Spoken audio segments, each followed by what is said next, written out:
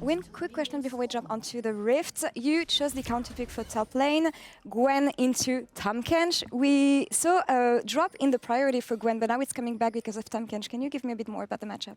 Sure. So Gwen is a champion that's not exactly got any engage abilities or CC abilities really, apart from a slow. So she's very good against champions that like have to come into her, right? And Tahm Kench is a short-range, beefy champion, and Gwen has lots of true damage, so it's kind of a good matchup. All right, and maybe a couple words on the brand ban. The brand ban? Didn't need another ban here. All right. Well, I guess you're confident. Thank you so much, Mac, for the interview, and back to you guys on the Rift. Oh, I love it. Don't even need another ban. How many titles do you have, G2? How many bans does Mad have? We don't even need a rap battle. We just need that man up there talking trash. So let's see if it counts against them, because they could have banned Varus, and now Reckless has got that one. Could have banned Xin or LeBlanc, and they have all those champions too. We'll see if it comes to bite them in the butt. They obviously banned Brand. Maybe it's some secret tech, we don't know. But for now, it's going to be stock standard. Elioya pathing topside into Armored, almost like playing for topside. And as expected, Wundo might be left on his own, and Jankos is going to path towards the bot lane. Level 1 wards coming out on Raptors. We'll see if that spots the junglers early.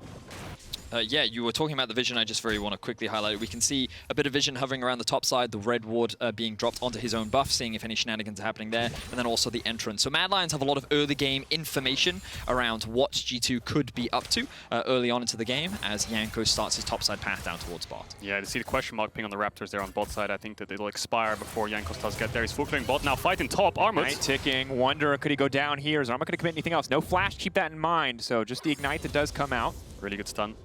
Made it so he could save his flash, but we can see this matchup's already going in the favor of Gwen. Has to use the Ignite, but his jungler's pathing top. I'm not sure if they can look for early dives. I think they're going to have to invest a Twisted Fate teleport if they want to go for the dive on a 3-man. I think 2-man might be a bit tricky. Pressure still going though. Elioya now jungling his way towards the top side, as you mentioned, but Jankos, that puts him down to the bottom side. Now the good wards that you already highlighted going to fade away. Not sure if the last few seconds they're going to spot out Jankos, but they can already expect the top to bot side pathing. Yeah, I think it timed out just in time, and the reason both these junglers are pathing this way is because Jankos has bot push with the Braum into Leona, and he has mid push with Cap, so that means Elioya pathing bot wouldn't really net him anything. He can't fight for bot crab, he has no prio lanes, so instead he's going to go top and trade off. Both junglers just full clearing right now. Yep, so nothing too crazy, everything pretty stock standard. Jankos looking to get a little bit more information if he can. And I think he's just hovering, covering for the time being, waiting for that Croak to spawn. Yeah, he's not actually gone for his red buff yet. Yeah, it's a dive. It's going to be a dive. TPs are available for everyone right now. How many resources are going to be committed? Wind becomes lightning connects. Carzzi's now going to be in trouble. He leaps back out to safety. 3-stack looking for 4 concussive blows. Clean dive. Mickey takes the tower aggro. Easy first blood now. Do they go for the redive onto Kaiser? Health bars, are they going to be enough? Kaiser trying to stun as many members as he can, but it's easy. Reckless with a double 3 minutes into the game. That was so clean. The reason this dive was easily executed by G2 was because Jankos landed his W and Mickey landed the Q onto Carzzi before it even happened, before anyone took aggro. It was a beautiful juggle, and they get themselves 2 kills. I think the cleanse is also a really big deal. The reality is that you don't have that. That cleanse is not going to offer that much assistance when setting up for this dive. And I think it was just really good awareness from G2. They stacked a wave without that additional defensive summoner spell, and everything lands onto Carzzi. There's the W, the Q also lands. He's forced to burn the E very early. He flashes away from Reckless's Q, and Mickey even sidesteps the E from Kaiser as well, so he doesn't get locked up underneath the tower. Yeah, big thing. Jankos, look, he gets the knock-up as well. So he used Q1 onto the Ezreal to make sure the Braum passive procced. Then he used his Q on the tower to keep the Q2 alive, and then he used a knock-up onto Kaiser, chained it with Mickey stun. That was amazing. Overall, incredibly clean mechanical plays. Now, coming into this series, we already talked about how close these teams were, the form we expected to see from both of them. Second half of the split, 8-1, 7-2, both respectable records. Now, G2 did win in the last game, but a lot of that felt like the draft. In this game, we're seeing G2 come out the gate swinging right from the start. Reckless getting 2 early kills is massive for this G2 lineup. It certainly is, and this comes back to the idea that we were talking about, where a lot of people, when they look at Mad, the expectations they didn't have a strong regular season, but they really did. Yeah. The teams that beat both of them was SK. It was up and down. And the team that Mad ended up losing to was G2 in that best of 1. So like Mad have had a very impressive second half, but G2 have already come out in a very impressive way early on into the game, and now Caps is already on the roam, looking to get a little bit of information. Will not spot out Elioya, but can see that the top camps have gone, knows that the Raptors are spawning soon, and the ping coming down to the Wolves. So it seems that G2 very aware of where Elioya is on and the map. map. Reason is if you could bring up the minimap ready, they have wards everywhere. They have wards on Elioya's Gromp, they have wards on Elioya's Raptors, they have the Scuttle, they have defensive wards in case Humanoid tries to drop a wave and move towards bot. They got the dive off, they got 2 kills onto Reckless, who's now ahead in CS, can stack waves and can push as much as he wants. incredibly difficult position now to play from. And while Humanoid's doing okay in the trades, if Caps is able to roam first, things might get difficult. We've seen so many times when you're the Twisted Fate and you get to ult proactively, the champion looks so imbalanced. But if you're forced to react, to play defensively, could be a very difficult game. Utility is there, but the damage output very much favoring the LeBlanc. I think small interesting thing here is, just talking about that Twisted Fate, Reckless isn't running Cleanse, so if Kaiser and Humanoid get on him, he might die. Yanko's going to face check Elyoya here. He might take the fight because he has red buff, because obviously he left his red buff up for so long that he still has it, so Elyoya can't even take that fight. Caps would be able to collapse. And I think that Mad Lions, eyes on top lane. Do you want to salvage bot now to try and get your bot lane back in the game in a sense, to try and contest the push? Or do you want to start to get Armut rolling? Humanoid has ult, eyes on Mad Lions.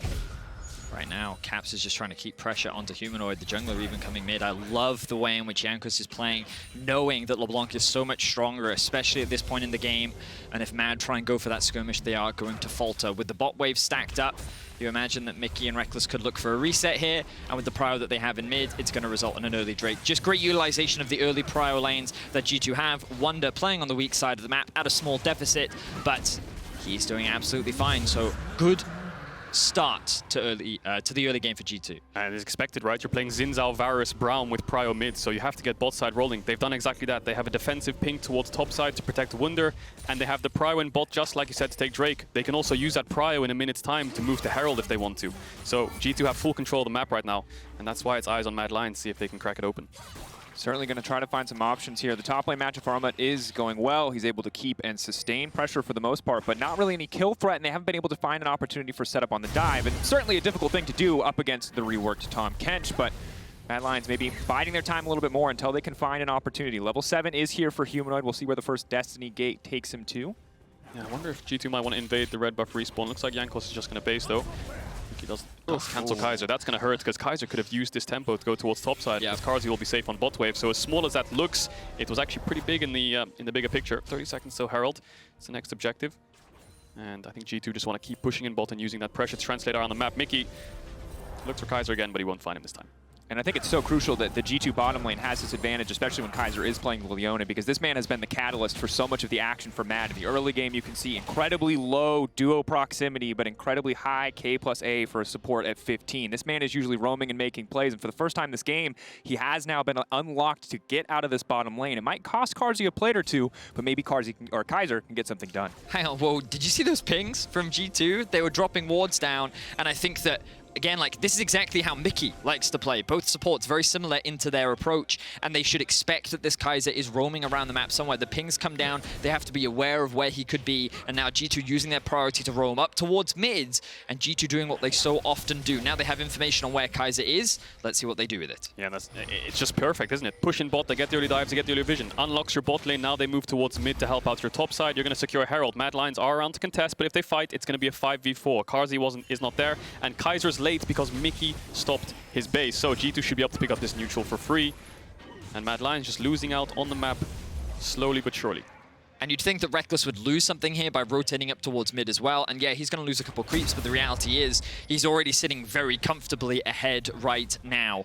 And the cannon minions there as well, so he's not even going to lose that much off the back of it. So just excellent early game map movements from G2. They've managed to get themselves about an 800 gold lead thanks to Humanoid's passive. He is still staying very relevant. We saw the gold a little bit earlier, and he is still doing very well in this matchup. Even has a CS lead, so props to him in the 1v1. Yeah, still has TP and ult though, so we'll see where he uses it. But I think the big thing is normally when a team goes to Herald and they move their bot lane up, maybe there's a cross-map opportunity for Mad Lions. In the end, they actually hovered around mid and didn't find anything. Kaiser eventually is going to base. Elyoya's basing top with Armut, so any play that Mad Lions might have looked for or could have had is gone out the window. G2 doing a fantastic job of holding onto their lead, giving up just a little bit of it to make sure that Mad Lions do not have plays or avenues back to the game. And while it is still a relatively small gold lead, just short of 1,000 for G2, they have the Infernal Drake, and they importantly have this first Herald. Jankos, a lot of members pathing down towards the bottom side. They could look to break this bottom tower, force Karzi and Mad Lions back, but certainly G2 are in the driver's seat. Yeah, I think the big thing you have to ask yourself if you're Mad Lions is what's the plan? Because for now, top lane looks neutralized, bot lane's really hard to play for, and there's no kill pressure mid because Caps can just keep pushing and sitting in fog of war. So Mad Lions have to commit numbers somewhere or try to punish a mistake from G2 on an overextension. Maybe they want a TF ult top with Elyoya and 3-man Wonder, or maybe they want a 4-man bot. But then the big question is, what will you lose out on the other side of the map? And can G2 match you in time because of the amount of control they have on the map?